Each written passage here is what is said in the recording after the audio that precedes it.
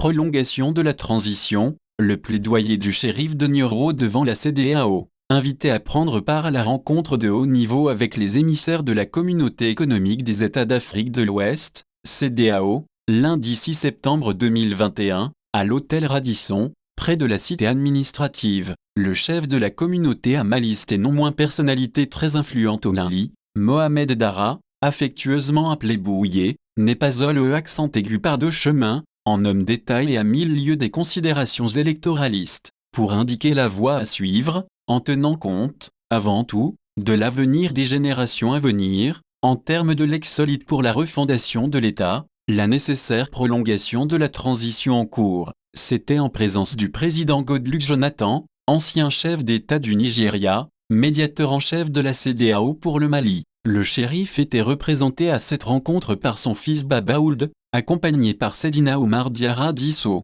Voici la teneur de son adresse, traduite de l'arabe en français avec l'aide de Google Translation. Louange à Dieu, Seigneur des mondes, et que les prières et la paix soient sur notre Maître, Muhammad, le digne de confiance, et sur sa pure famille et ses honorables compagnons. Discours de Cheikh Muhammad bin Cheikha, que Dieu le protège, à l'adresse de la Communauté économique des États de l'Afrique de l'Ouest. Paix, miséricorde et bénédiction de Dieu Tout-Puissant. Tout d'abord, je voudrais exprimer à ce groupe de pays amis ma gratitude pour l'invitation qu'ils m'ont adressée à participer à un forum qui vise à évaluer et à discuter des conditions que traverse mon cher pays, le Mali. À ce sujet, mon propos inclut le diagnostic du passé et du présent de mon pays, des régimes qu'il a traversés en passant par des secousses et problèmes successifs qui les ont accompagnés, et parce que je suis un citoyen qui n'est animé par aucun caractère partisan, mais, je suis un citoyen tout court, dont le caractère social est la couleur de la religion.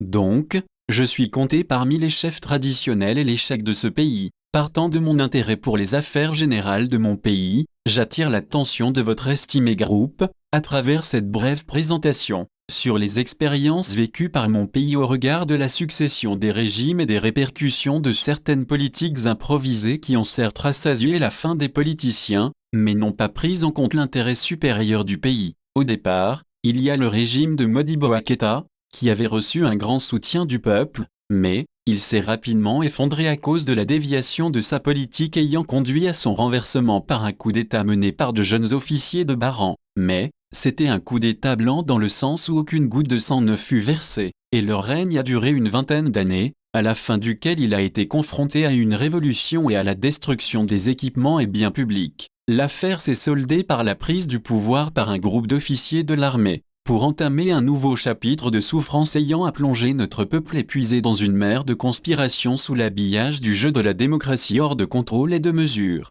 Ainsi, les politiciens ont commencé à manger le peu qui restait de ce peuple émacié et appauvri. Ensuite, messieurs, la transformation a eu lieu au début des années 90 avec les mêmes décisions improvisées qui ont fait le lit du coup d'État perpétré par Amadou Toumani Touré. Le délai prescrit de 14 mois a été respecté, mais la prise en compte de la réalité du pays n'a pas été respectée. Et nous rappelons ici la citation à méditer de l'homme politique américain, James Freeman Clarke, disant en substance ceci: le politicien regarde son avenir électoral immédiat, alors que l'homme d'État regarde l'avenir des générations futures. Distingués participants, les meurtrissures douloureuses du passé nous ont fait prendre conscience que les politiques d'improvisation ont de graves conséquences pour les peuples, et que toute politique qui n'est pas basée sur une vision réaliste, prenant en compte la réalité du pays, prenant en compte ses conditions, tout en évaluant son niveau social, ne peut apporter une solution idoine et durable aux souffrances complexes d'un pays fragmenté et d'un peuple épuisé.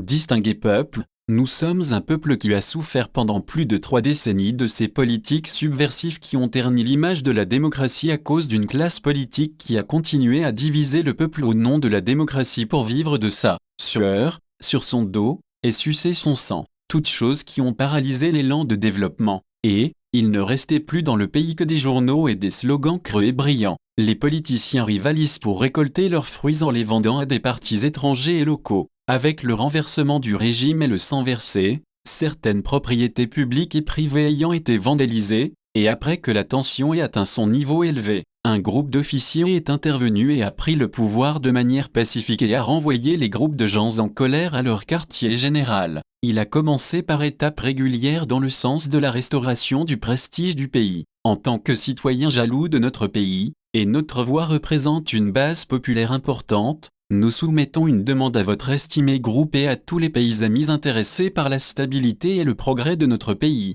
pour soutenir l'option de donner à ce gouvernement de transition impossibilité de prolonger la période de transition d'une manière qui satisfasse à la consolidation des règles de l'État après ce qu'il a subi de commotions cérébrales qui ont ébranlé tous ses piliers et à tous les niveaux. Si leur gouvernement évolue au même rythme de développement, alors, c'est ce que nous espérons. Je vous remercie de votre aimable attention.